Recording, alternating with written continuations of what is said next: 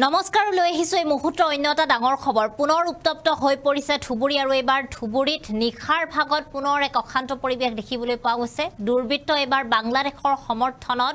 দেৱালয়ত লিখা কাৰ্য পৰিলক্ষিত হৈছে আৰু ইয়াৰ পিছতে সমগ্ৰ ঘটনাক লৈ পুনৰ উত্তপ্ত পৰিস্থিতিৰ সৃষ্টি হৈছে ধুবুৰীত জনাইছো এই মুহূৰ্তত খবিশেষ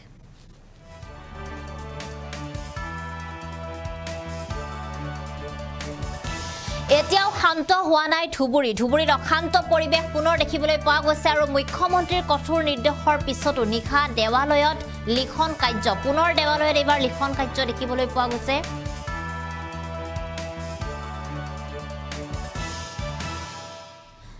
চৰকাৰী স্থানসমূহত তেনেদৰে লেখা পৰিলক্ষিত হৈছে পেঞ্চিলেৰে হিন্দী ইংৰাজী অসমীয়াত কিছু অস্পষ্ট লিখনি দেখিবলৈ পোৱা গৈছে এতিয়া দেৱালত আৰু 6 জুনতো জিলা আয়ুক্তৰ চৰকাৰী আৱাসত সংঘটিত হৈছিল অনুৰূপ ঘটনা আৰু পুনৰ কালিৰ ভাগত নিখা এনে ধৰণৰ ঘটনা পৰিলক্ষিত হৈছে ধুবুৰীত ইতিমধ্যে ৰাজ্যৰ মুখ্যমন্ত্ৰী ডক্টৰ হিমন্ত বিশ্ব শৰ্মাই কঠোৰ নিৰ্দেশনা প্ৰদান কৰা দেখিবলৈ পোৱা গৈছে বিশেষ মাংসক লৈ যি তাত উত্তপ্ত পৰিস্থিতিৰ সৃষ্টি হৈছিলে ইয়াৰ পিছতে সেই অপৰাধীসকলক দেখিলে গুলিওৱাৰ নিৰ্দেশনা প্ৰদান কৰিছিলে যিসকল ব্যক্তিয়ে ধুবুৰীত অশান্ত পৰিৱেশৰ সৃষ্টি কৰি আহিছে আৰু ইতিমধ্যে ধুবুৰীত আগৰ পৰাই যেটো বিভিন্ন সংখ্যালঘু লোকসকলৰ মাজত বিভিন্ন খেলিমেলি বা সংঘাতৰ সৃষ্টি হৈছিল তাৰ মাজতে যি নিষিদ্ধ মাংস সেই নিষিদ্ধ মাংসক লৈও তাত উত্তপ্ত পৰিস্থিতিৰ সৃষ্টি হৈছিল আৰু এই ঘটনাৰ পিছতে ইতিমধ্যে পুনৰবাৰ কালি নিখাৰ ভাগত এনে ধৰণৰ এক পৰিৱেশ দেখিবলৈ পোৱা গৈছে আৰু নিখাৰ ভাগত দেৱালত এনে ধৰণে বাংলাদেশৰ সমৰ্থনত বাংলাদেশৰ কাৰ্য সমৰ্থন কৰি এনেদৰে কিছু লিখনি লেখা পৰিলক্ষিত হৈছে আৰু এই লিখনিসমূহ হিন্দী ইংৰাজী বাংলা ভাষাটো লেখা দেখিবলৈ পোৱা গৈছে আৰু ইয়াৰ পিছতে এই ঘটনা কোনে কৰিছে সেই সমগ্ৰ ঘটনাক লৈ উত্তপ্ত হোৱা দেখিবলৈ পোৱা গৈছে পৰিস্থিতি আৰু ইতিমধ্যে আমি দেখুৱাইছো সেই দৃশ্যাংশ নিখাৰ ভাগত এনেদৰে দেৱালত লিখা পৰিলক্ষিত হৈছে দেৱালত তেনেদৰে লিখা দেখিবলৈ পোৱা গৈছে দুৰ্বৃত্তসকলে মুখ্যমন্ত্ৰীগৰাকীয়ে কঠোৰ নিৰ্দেশনা প্ৰদান কৰিছিল আৰু স্পেচিয়েল ফ'ৰ্চ ইতিমধ্যে ধুবুৰীত নিখাৰ ভাগৰে পৰা বা আজি কিছুদিনৰ পৰা তেওঁলোকে তাত ইতিমধ্যে থকাৰ মাজতেই পুনৰ এনেধৰণৰ ঘটনা সংঘটিত হৈছে চক পেঞ্চিলেৰে হিন্দী ইংৰাজী অসমীয়াত কিছু অস্পষ্ট লিখনি দেখিবলৈ পোৱা গৈছে যদি আপোনালোকেও ভালদৰে লক্ষ্য কৰে তেনেহলে দেখিবলৈ পাব যে দেৱালত এনেদৰে অস্পষ্ট লিখনি কিছু দেখিবলৈ পোৱা গৈছে আৰু গোৱালপাৰাত যেহেতু ক্ষমা কৰিব ধুবুৰীত ইতিমধ্যে যেহেতু এনে ধৰণৰ ঘটনা সংঘটিত হৈ থকাৰ মাজতে গোৱালপাৰাতো এনে ধৰণৰ ঘটনা দেখিবলৈ পোৱা গৈছে কোনো ধৰণৰ ভয় নাই কোনো ধৰণৰ ভীতি নাই মুখ্যমন্ত্ৰীগৰাকীয়ে ইতিমধ্যে প্ৰশাসনক গুলিওৱাৰ নিৰ্দেশনা প্ৰদান কৰিছে নিশা 6 বজাৰ পিছত এনে ধৰণৰ যদি কোনো অপৰাধী দেখে তেনেহলে তেওঁলোকে তৎক্ষণাত গুলিয়াব পাৰিব কিন্তু এনে ধৰণৰ গুলিওৱাৰ নিৰ্দেশনা প্ৰদান কৰাৰ পিছতো কোনো ধৰণৰ ভয় নাই পুনৰ একেই অপৰাধ সংঘটিত কৰা দেখিবলৈ পোৱা গৈছে মুখ্যমন্ত্ৰীৰ কঠোৰ হুংকাৰ কঠোৰ সকিয়নি পিছ পেলাই এনে ধৰণৰ ঘটনা পুনৰ নিশা ধুবুৰীত দুৰ্বৃত্তই সংঘটিত কৰা দেখিবলৈ পোৱা গৈছে আৰু বিশেষকৈ দুৰ্বৃত্তসকলে যিসমূহ চৰকাৰী বাসগৃহ আছে চৰকাৰী স্থানসমূহৰ যিসমূহ দেৱাল আছে তাক লৈ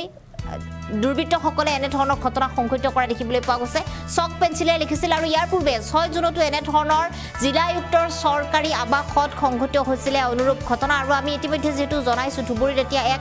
অশান্ত পৰিৱেশে বিৰাজ কৰি থকা দেখিবলৈ পোৱা গৈছে ধুবুৰীত ইয়াৰ পূৰ্বে মুখ্যমন্ত্ৰীগৰাকীয়ে যেটো নতুনকৈ এছএছপিৰ দায়িত্ব আন এগৰাকী ব্যক্তিক দিয়া হৈছে ৰাজপথত চিআৰপিএফ ঘূৰি ফুৰা দেখিবলৈ পোৱা গৈছে ৰেপিড একচন ফ'ৰ্চ ঘূৰি ফুৰি থকা দেখিবলৈ পোৱা গৈছে আৰু তাৰ মাজতো কিন্তু যি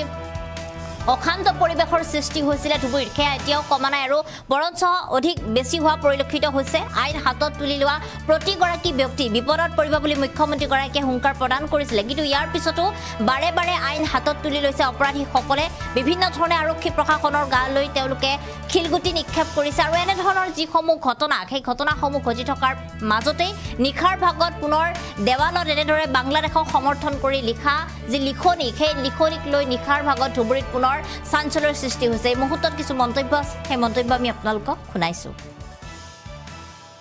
ৰাতি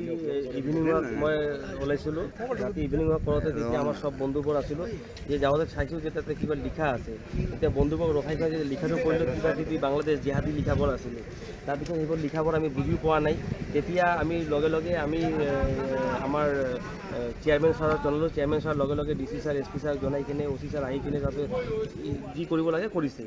আজিও ইভিনিং ৱাক কৰোঁতে মই যেতিয়া ইয়াতে আহিছোঁ, ইয়াৰে বাসিন্দা ধৰম চৌধুৰী, ই মোৰ বন্ধু হয়, ইয়াত আহি কিনে কথা পাতি আছোঁ। তেতিয়া চাওঁ যে তাতে কিবা লিখা আছে, চাওঁ যে ছেইম হেডৰাইটিংটো লিখাটো কিবা লিখা আছে, লিখাবোৰ পঢ়িলোঁ, বুজি পোৱা নাই। তেতিয়া এই টাইমতে DC ছাৰ ইয়াৰ পৰা যাই আছে, DC ছাৰক হাত দেখুৱালোঁ, DC ছাৰ গাড়ীটো ৰখাৰ পিছত DC ছাৰক দেখুৱালে লিখাটোতো ছেমেই লিখা, এজনে মানুহৰ লিখাটো কি লিখা আছে, লিখাটো যেতিয়া বুজি পোৱা নাই, তাতে কিবা কিবি কোড ভাষা ফন্টটো লিখা আছে। তেতিয়া লগে লগে DC ছাৰে SP ছাৰক ফোন কৰিলে আৰু বেলেগ পুলিচৰ ডিপাৰ্টমেণ্টৰ মানুহবোৰ আহি কিনে ইয়াতে চালে আৰু এতিয়া তদন্ত কৰি আছে। ওচৰতে CC কেমেৰা আছে, কাৰণ এইটো ৰেচিডেণ্ট এৰিয়া লগতে অফিচ এৰিয়াও, সাৰাদিন অফিচৰ মানুহে ইয়াতে ভিৰ থাকে ইয়াতে, কাৰণ এইটো ডাক বাংলো ৱালত দেখিছে, এইটো কোৰ্ট বিল্ডিং হয়, forest office, forest bungalow, DC office, DC bungalow সব ইয়াতেই আছে। তো ইমান দুঃসাহস কৰ পৰা পালে? যিজনে কালপিটে লিখিছে, আমি চৰকাৰৰ ওচৰত আমি আবেদন কৰোঁ যে যি কালপিটে লিখিছে, যি কালপিটে এই আগৰ কণ্টেক্টটো লিখিছে, ইয়াতে কণ্টেক্ট লিখিছে, ইয়াক ধৰি উচিত শাস্তি দিয়া হয়। মোৰ লগত আৰু মোৰ বন্ধুবোৰ আছিলে, আমি সবে চাইছোঁ একেলগে। ইয়াৰ পূৰ্বেও যিটো লিখা আছিল ধুবুৰী জিলা উপায়ুক্ত কাৰ্যালয়ৰ ভৱনৰ সন্মুখত, এইটো আপুনি প্ৰত্যক্ষ কৰিছিল? মই চাইছিলোঁ, মই লগে লগে মই জনোৱাৰ পিছতে SP OC ছাৰ আহি কিনে বস্তুটো চালে। এই ঘটনাটো সংঘটিত দুবাৰকে হ'ল, দুবাৰে আপুনি? মই দুবাৰে চাইছোঁ। প্ৰত্যক্ষদৰ্শী আপুনি দুবাৰে? মই চাইছোঁ, দুবাৰে চাইছোঁ। মই কি মানে মই সন্দেহটো কেনেকৈ কৰিম? এইটো মানে কি লিখা আছে? যেতিয়া পুলিচ তদন্ত কৰাৰ পিছত কি লিখা আছে, লিখাটোৰ পিছতে যদি জেহাদী টাইপ যদি কথা লিখা আছে, বাংলাদেশৰ যদি টাইপ লিখা আছে, আমি ধুবুৰী প্ৰশাসনক এটা ৰিকুৱেষ্ট কৰিম যে কালপিটটোক ওলাই কিনে কালপিটক উচিত শাস্তি দিয়া হয়। আৰক্ষীয়ে তদন্ত আৰম্ভ কৰিছে। CC কেমেৰা ফুটেজবোৰ ওলোৱাৰ কাৰণে SP sir, ADS SP sir সবে কোৰ্ট বিল্ডিঙৰ ওপৰত আছে, এইটো চাই আছে। ইয়াতে CCTV আছে, CC কেমেৰা আছে ইয়াতে লগোৱা, সবে আমাৰ কেইটামান ঘটনাত হ'ব লাগে এইটো মই গম নাপাওঁ। মই 1 ঘণ্টামান আগত যেতিয়া মই যাওঁতে এতিয়া লিখাটো যেতিয়া চাইছোঁ, লগে লগে DC ছাৰো আহিছে। DC ছাৰক হাত দেখালোঁ, DC ছাৰ গাড়ীটো ৰখাই কিনে DC ছাৰ বস্তুবোৰ চালে, লগে লগে DC ছাৰে ফোন কৰি এই লিখাটো লিখাতে মিনিমাম এটা যিকোনো দুষ্কৃতিকাৰী যদি লিখিব যায়, মোটামুটি 7 পৰা 10 মিনিট বা 15-20 মিনিট লাগে। এইটো সময়ত কোনো এজন মানুহে কি প্ৰত্যক্ষ কৰা নাই? এনেকুৱা এইটো ক'ব নোৱাৰোঁ, সংঘটিত হ'ল, এইটো ক'ব নোৱাৰোঁ। কেনেকৈ কৰিব পাৰিলে? যিহেতু